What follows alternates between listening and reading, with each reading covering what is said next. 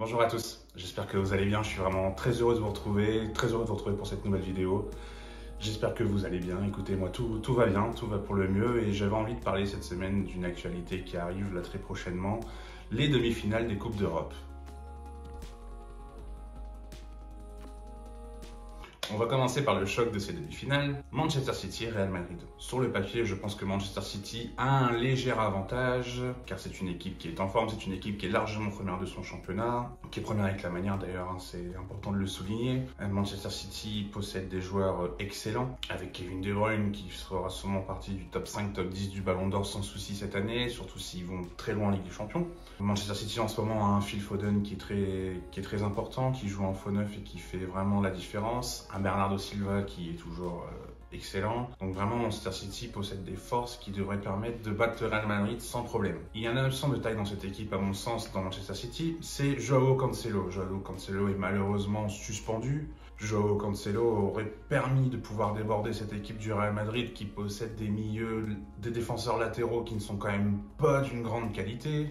Ferland Mendy qui est blessé, qui ne sera peut-être pas là pour les deux matchs. Carvajal qui a été un excellent défenseur, mais là on voit bien qu'il commence à avoir un peu plus de mal, notamment suite à pas mal de problèmes physiques ces derniers temps. Donc ça va être compliqué de pouvoir défendre ces joueurs. Le remplaçant de Carvajal c'est Lucas Vazquez, mais Lucas Vazquez c'est plutôt un bon soldat qu'un bon défenseur. Donc ça risque d'être assez compliqué pour le Real Madrid de pouvoir défendre cette armada offensive qui certes ne possède pas de neuf, mais a une équipe quand même qui est très intéressante.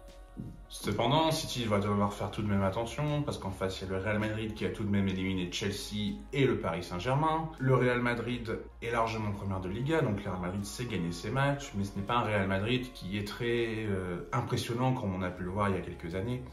Le Real Madrid se repose sur un joueur qui est complètement étincelant en ce moment, c'est Karim Benzema. On l'a vu contre le PSG, on l'a vu contre Chelsea au match aller, et même au match retour car c'est lui qui marque en prolongation. Mais Karim Benzema est dans la forme de sa vie et Karim Benzema peut retourner à lui seul le match. Alors à lui seul, j'exagère peut-être un peu, il y a bien sûr Modric qui est capable de faire une passe comme on l'a vu pour Rodrigo, qui est capable de débloquer des situations. On a également Vinicius et Rodrigo sur les côtés qui peuvent apporter de l'eau au moulin de Karim Benzema. Mais c'est vraiment Karim Benzema en général qui est le leader de cette équipe, le capitaine de cette équipe et qui permet à cette équipe de gagner des matchs. À l'heure où je tourne, on est censé voir l'absence de Casemiro et ça, ce serait une très grosse absence pour le Real Madrid car Casemiro est vraiment ce bloc défensif très important devant la défense qui permet à Kroos et à Modric de pouvoir être un peu plus libres et d'attaquer plus facilement. Donc si Casemiro vient vraiment être absent, ce sera vraiment une grosse perte. Si je dois faire un prono, du coup, comme je l'ai dit en préambule, pour moi, ce sera Manchester City qui se qualifiera. Alors pas forcément facilement. Le Real Madrid est quand même une très grande équipe. Sur les 11 dernières demi-finales de Ligue des Champions, le Real Madrid est 9 fois. Le Real Madrid, on sent qu'ils sont capables de gagner, même quand ils ne sont pas le club qu'ils étaient il y a quelques années. Mais j'ai vraiment du mal à imaginer un Manchester City craquer et perdre contre le Real Madrid. Vraiment, je les vois gagner, pas forcément facilement, mais je les vois gagner, je les vois se qualifier et aller en finale. L'autre demi-finale, Liverpool-Villarreal. Avantage Liverpool, forcément. Liverpool est pour moi la meilleure équipe du monde. Pour moi, Liverpool va même gagner la Ligue des Champions cette année. Je me lance. Bon, ceux qui me suivent sur Twitter savent que je suis très nul en prono, mais voilà, je me lance. Pour moi, Liverpool doit gagner cette Ligue des Champions. Liverpool possède pour moi une armada offensive vraiment excellente avec Salah, Luis Diaz qui est arrivé cet hiver de Porto, Sadio Mané. On peut y ajouter également Roberto Firmino, mais normalement il est blessé, donc il ne sera pas là au match aller, voire au retour. On peut également y ajouter Diogo Jota. Leur milieu est excellent également avec Fabinho et Henderson. On peut y ajouter également Thiago Alcantara qui est assez excellent lors des derniers matchs.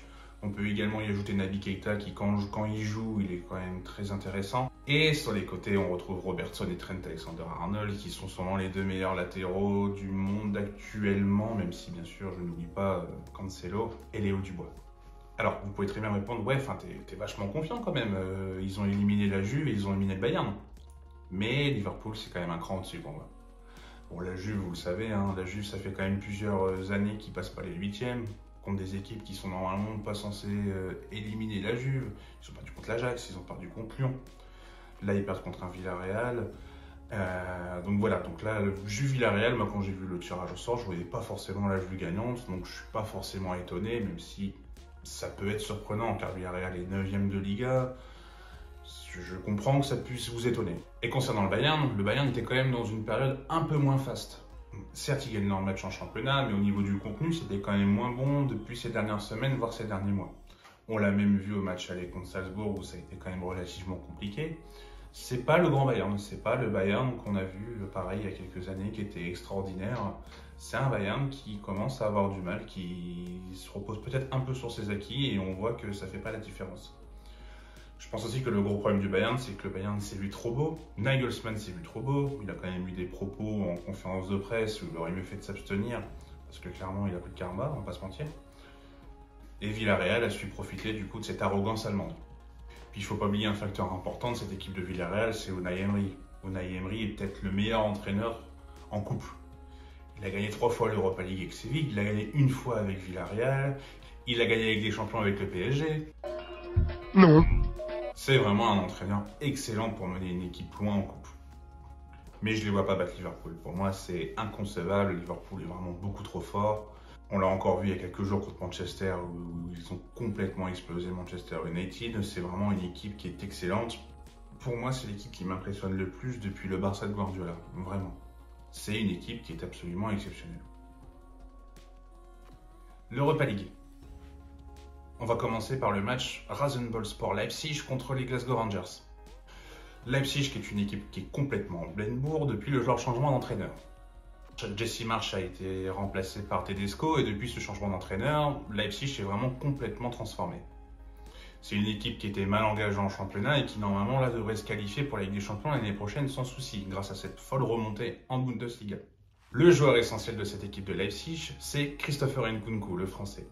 Il a des stats que vous voyez là à l'écran qui sont absolument incroyables. On retrouve également un Dominique Szoboszlai qui a été longuement blessé mais qui redevient étincelant. Mais pour moi, la grande force de ce Leipzig, c'est leur défense. Leipzig, les années précédentes, n'était pas forcément très forte d'un point de vue défensif. Et je trouve que cette année, il y a vraiment une différence qui est excellente. Leipzig, sous Nagelsmann, est une équipe qui concédait quand même pas mal de buts. Et sous Tedesco, ils en encaissent quand même beaucoup moins. Ils jouent dans une défense en 3 avec un Gvardiol, le Croate, qui est absolument excellent. Pour moi, c'est quasiment le meilleur transfert de l'été l'année dernière. Il est incroyable. Il y a également Mohamed Simakan, l'ancien Strasbourgeois. Et il y a Will Orban, le Hongrois. Et il y a un joueur, moi, qui me plaît vraiment beaucoup dans cette équipe, c'est Konrad Laimer. Konrad Laimer est très bon défensivement, très bon en récupération. Il a un énorme abattage. Vraiment, c'est un joueur qui, moi, je trouve très sous-coté. En face, les Rangers. Un peu l'équipe surprise de ces demi-finales, si je puis dire. Ils ont notamment éliminé Braga et Dortmund. C'est vraiment surprenant de les voir arriver en demi-finale. Même si on sait que c'est un club qui travaille très bien. Eux aussi, ils ont changé d'entraîneur. Ils avaient Steven Gerrard qui a rejoint Aston Villa. Et maintenant, ils ont Giovanni van Bronckhorst, l'ancien entraîneur de Feyenoord. On en parlera du coup tout à l'heure. Donc c'est un club qui travaille bien, notamment au niveau du recrutement. Et c'est une équipe qui possède beaucoup de joueurs avec beaucoup de talent. Je pense que leur joueur phare, c'est Tavernier, qui a 30 ans, qui a un latéral droit anglais. Il y a également Glenn Kamara, le Finlandais, qu'on a pu voir notamment un peu à l'Euro. Un milieu défensif très intéressant, comme Joe Haribo, le Nigérian, qu'on a vu également à la CAN cet hiver, qui est un très bon milieu de terrain. C'est une équipe qui est très forte offensivement, avec Ryan Kent sur les côtés, qui est très bon. Et devant, ils ont un attaquant, Alfredo Morelos. Alors Morelos marque beaucoup de buts, mais c'est vrai que Morelos pourrait être plus efficace. C'est son gros défaut. C'est une équipe qui se crée vraiment beaucoup d'occasions, mais Morelos devant ne marque pas forcément les buts. D'ailleurs, ce n'est pas toujours lui du coup qui joue. Il y a d'autres attaquants qui sont capables de marquer des buts quand ils rentrent également. Donc pour mon prono, il faudra se méfier des Écossais tout de même, mais je ne vois pas Leipzig perdre. Je vois Leipzig gagner quand même assez... Oui, c'est assez facilement. Leipzig devrait passer sans problème.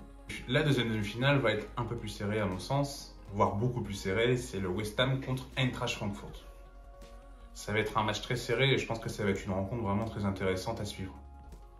West Ham qui a éliminé l'Olympique Lyonnais, faisait presque jeu égal avec Lyon, mais par rapport à leur adversaire français, ils ont été beaucoup plus efficaces, ils ont été beaucoup plus combatifs, ils ont été beaucoup plus agressifs. Quand je parle d'agressivité, je parle de bonne agressivité, attention. Pour moi, la grande force de West Ham, c'est leur milieu, Rice et Souček. C'est vraiment les deux joueurs essentiels à l'équipe. Ils ont également des armes offensives qui sont très intéressantes avec Bowen, avec Benrahma et avec Michael Antonio. En face, on a une équipe de Francfort qui est assez surprenante parce qu'elle est quand même pas très bien classée en Bundesliga, mais elle a réussi à battre ce Barça qui était pour moi le favori de cette compétition. Francfort a cet ADN de brillant couple. On l'a vu en 2018, ils ont gagné la Pokal sous Niko Kovac. Et juste après, ils ont fait un parcours en Coupe d'Europe où ils ont été jusqu'en demi-finale. Je ne sais pas si vous vous rappelez, c'était l'époque où on a découvert Luka Jovic. Et lors de cette épopée, ils avaient quand même battu l'Inter et Benfica. Ils ne sont pas qualifiés en affrontant Lanzi Makashkala. La force de l'équipe de Oliver Glasner, c'est leur attaque. C'est leur système offensif. Ils jouent dans une sorte de 3-4-2-1 et ont vraiment des armes très intéressantes. Ils ont Filip Kostic, je pense qu'on n'a plus besoin de le présenter, il est connu, c'est vraiment un joueur assez exceptionnel. Il y a Kamada, le japonais, qui est très intéressant. Lindström, qui est un espoir danois qui risque d'avoir une très belle carrière. Et en face, on a Boré. On peut même y ajouter le Milanais Jens Peter Hauge, qui est aussi un joueur très complet, qui est très bon sur une aile. Et Ansgar Knopf. Ansgar Knopf, qui est prêté par Dortmund, qui a marqué un super but d'ailleurs contre le Barça. Donc pour moi, les deux clés du match, ce sera est-ce que Francfort va réussir à contenir ce milieu Rai Soucek et va réussir à le passer. Et la deuxième clé du match pour moi, c'est est-ce que la défense de West Ham, qui peut être parfois fébrile, va réussir à contenir cette armada offensive de Francfort. Si je devais faire un prono, alors le prono est vraiment difficile pour le coup, mais je pense que Francfort va gagner. Je pense que Francfort va passer, on va avoir le droit du coup, selon moi, à une finale 100% anglaise en Ligue des Champions et une finale 100% allemande en Europa League. Je vois bien Francfort se qualifier, alors très difficilement bien sûr, mais je pense que le fait que Francfort joue à l'extérieur et joue à domicile au match retour, c'est une vraie force. Et moi, je vois bien Francfort passer. Et se faire éliminer par Leipzig, malheureusement. Mais bon, ça, voilà.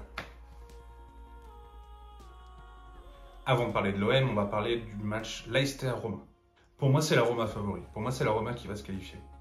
La Roma va être parfaitement préparée par José Mourinho, ça c'est une certitude. En plus, la Roma récupère un Nicolo Zaniolo qui est en feu. J'espère sincèrement que son corps va le laisser tranquille. On a un Tammy Abraham devant également qui fait une excellente saison pour sa première saison en Serie A. Et on a un Lorenzo Pellegrini que moi personnellement j'adore. Je suis assez fan de ce joueur.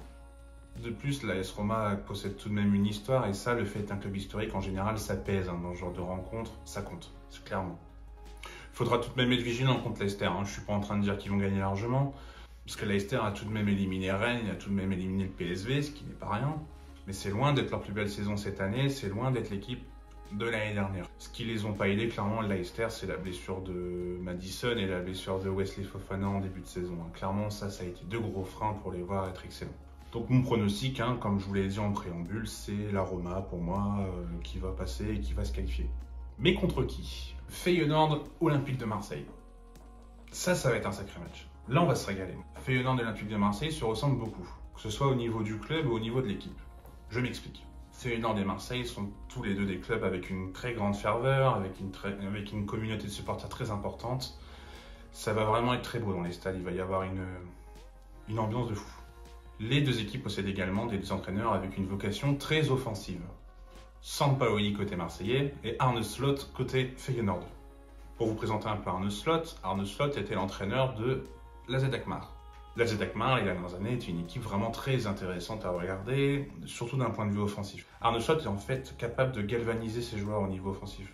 On l'a vu l'année dernière, c'est lui qui a transcendé Coupe Miners, même s'il était milieu, il avait marqué une quinzaine de buts, voire une vingtaine, je ne sais plus. C'est lui également qui a fait du coup découvrir au monde entier Myron Boadou et Calvin Stengs. D'ailleurs, pour parler du dernier, de Calvin Stengs, on voit que maintenant qu'il joue dans une équipe qui a vocation un peu plus défensive sous Christophe Galtier, a un peu plus de mal du coup à montrer son talent. Ça montre vraiment l'importance qu'a eu Arne Slot dans l'évolution de Calvin Stengs. Si on fait une petite revue d'effectifs pour Feyenoord, ça présentera également leurs forces. Ils ont un joueur qui est pour moi excellent, c'est Luis Sinisterra. Luis Sinisterra est très rapide, c'est un excellent dribbleur, il va poser énormément de problèmes à la défense de Marseille, sachant qu'en plus au niveau des latéraux, Marseille c'est un peu leur point faible. Deux joueurs également que j'aime beaucoup moi dans cette équipe de Feyenoord, c'est leurs deux milieux. Il y a Koksu, qui est un milieu central à vocation offensive, et Fredrik Orsnes, qui est un milieu défensif norvégien. Toulouse Elite s'était également intéressé par ce joueur et finalement il a rejoint Feyenoord. Et je pense qu'il a plutôt bien fait. Et en défense, il y a des joueurs avec beaucoup de talent, notamment Tyrell Malacia, le défenseur gauche, et également Senesi, le défenseur central argentin de 24 ans. Donc c'est une équipe qui est plutôt complète. Il faudra vraiment se méfier parce qu'il y a vraiment beaucoup de talent dans cette équipe. Je pense que pour Marseille, ce qu'il va falloir, c'est un excellent Bouba Kamara. Il va falloir également un excellent Guendouzi parce qu'il va avoir énormément de boulot au milieu de terrain.